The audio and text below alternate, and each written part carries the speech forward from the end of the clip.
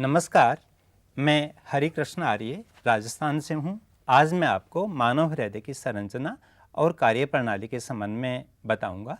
हमारे शरीर में अनेक अंग होते हैं जो भिन्न भिन्न कार्य करते हैं। कार्य करने के उपरांत उनमें थकान भी आती है, इसलिए वो आराम भी करते हैं। किंतु एक अंग हमारे शरीर में ऐसा है जो अनवरत कार्य करता रहता है। चाहे हम दौड़ रहे हों, चाहे हम आराम कर रहे हों, चाहे हम जाग रहे हों, चाहे हम सो रहे हों, हर वक्त वो अंग कार्य करता है और वो है हमारा हृदय। हृदय के संबंध में जानने के लिए ये आवश्यक है कि हम इसकी स्थिति, उसकी बाह्य संरचना और आंतरिक संरचना की जानकारी प्राप्त करें। हमारा हृदय हमारी वक्ष गुहा में लगभग मध्य में, किंतु थोड़ा सा बाईं ओर स्थित होता है। हृदय की कार्यप्रणाली जानने के लिए उसकी आंतरिक संरचना को समझना आवश्यक होगा।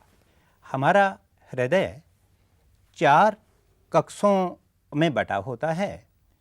ऊपर का कक्ष दायां आलिंद और बायां आलिंद, इसी तरह से नीचे का कक्ष है दायां नीलय और बायां नीलय। आलिंदों में रक्त आता है और नीलयों से रक्त निकलता है। आलिंद में, दाएं आलिंद में एक ऊर्ध्व महाशिरा खुलती है और एक निम्न महाशिरा खुलती है। ऊर्ध्व महाशिरा शरीर के अग्रभाग से विऑक्सीजनित रुधिर लेकर के आती है, जबकि निम्न महाशिरा शरीर के पश्च भाग से विऑक्सीजनित रुधिर लेकर के आती है। इसी तरह से 2 जोड़ी दाईं पुल्मोनरी शिराएं और बाईं पुल्मोनरी शिराएं होती हैं जो फुफ्फुस से ऑक्सीजनित रक्त लेकर के आती हैं। एक महाधमनी चाप होता है जो पूरे शरीर में ऑक्सीजनित रक्त को भेजता है। इसी तरह से एक पुल्मोनरी महाधमनी है जो विऑक्सीजनित रक्त को फुफ्फुस में भेजती है। दोनों नीलयों को पृथक करने के लिए अंतर नीलय पट होता है। इसी तरह से एक अंतर आलिंद पट भी होता है जो यहाँ नहीं दिखाया गया है। एक महाधमनी कपाट है जो रक्त के पश्च प्रवाह को रोकता है। इसी तरह से एक माइटल कपाट होता है। हृदय की आंतरिक संरचना को समझने के पश्चात हृदय की कार्यप्रणाली को समझना है। हृदय निरंतर धड़कता रहता है और हृदय की धड़कन 2 पंपिंग क्रियाओं से बनी होती है। हृदय एक बार संकुचित होता है और एक बार अनुशिथिल होता है। जब ये हृदय फैलता है तो उसमें पूरे शरीर से विऑक्सीजनित रक्त आता है, साथ ही फेफड़ों से ऑक्सीजनित रक्त आता है। इस क्रिया को हम सिस्टोल कहते हैं। जबकि पूरे शरीर में ऑक्सीजनित रक्त भेजने के लिए और फेफड़ों में विऑक्सीजनित रक्त भेजने के लिए हृदय संकुचित होता है। इस क्रिया को हम डायस्टोल कहते हैं।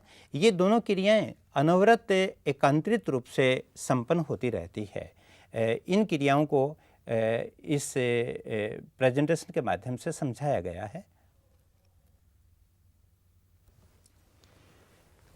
यहाँ पर बताया गया है विऑक्सीजनित रक्त को बैंगनी रंग से और ऑक्सीजनित रक्त को लाल रंग से बताया गया है।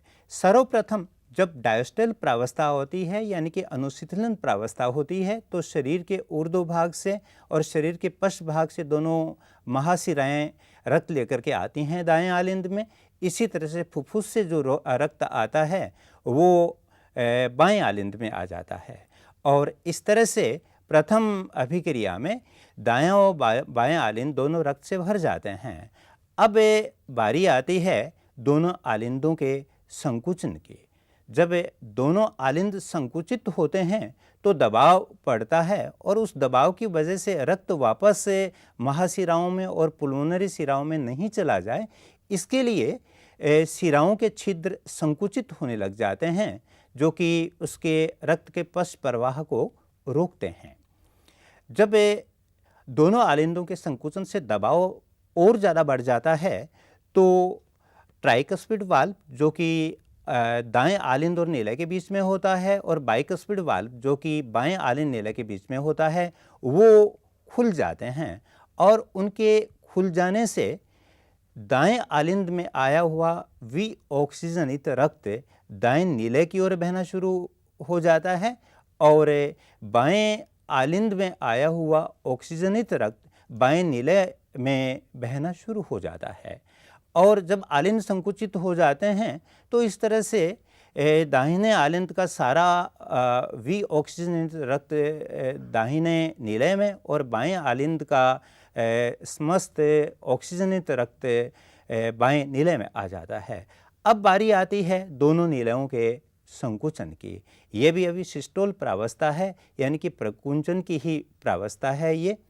और माइट्रल वाल्व और बाइकस्पिड वाल्व, ये दोनों वाल्व बंद हो जाएंगे, क्योंकि दोनों नीलेयों के संकुचन से जब दबाव बढ़ेगा तो ये रक्त पुनः आलिंदों की ओर न चला जाए।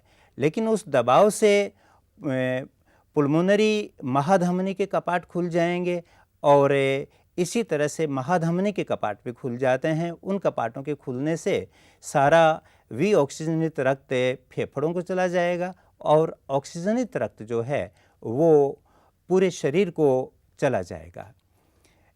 इसी तरह से ये थोड़ी देर बाद पुल्मोनरी कपाट भी बंद हो जाएंगे, जिससे कि रक्त पुल्मोनरी महाधमनी और महाधमनी से वापस से नीलेयों में नहीं आ जाए।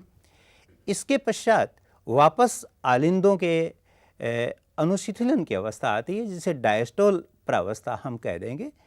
और इस तरह से एकांतरित रूप से सिस्टोल और डायस्टोल की प्रक्रिया चलती रहती है, जो अनवरत चलती है और हमारे हृदय की धड़कन को बनाती है। हमारा हृदय 1 मिनट में लगभग 72 बार धड़कता है। धन्यवाद।